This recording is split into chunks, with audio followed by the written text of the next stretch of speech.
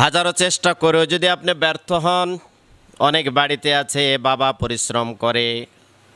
আবার সন্তান পরিশ্রম করে, বাবা চাকরি করে, আবার সন্তানও চাকরি করে, পরিবারের সবাই কিছু না কিছু করার চেষ্টা করে, রুটি রুজির সন্ধানে আয় রোজগার করার চেষ্টা করে, কিন্তু মাস শেষে দেখা যায় অভাব অনটন দুর্ভিক্ষ, পরিবার থেকে নানা ধরনের পেরেশানি, উৎকণ্ঠা, দুশ্চিন্তা, এরপরে ডিপ্রেশন দূর হয় না।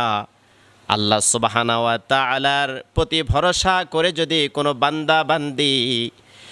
পরিবারের সবাই চাকরি করেন আয় রোজগারের জন্য, রুজি রুটির জন্য হাড় ভাঙ্গা পরিশ্রম করছেন, মাথার ঘাম পায়ে ফেলে অক্লান্ত পরিশ্রম করছেন, এরপরেও মাস শেষে দেখা যায় ঋণের বোঝা, অভাব অনটন লেগে আছে, আপনি কোনোভাবে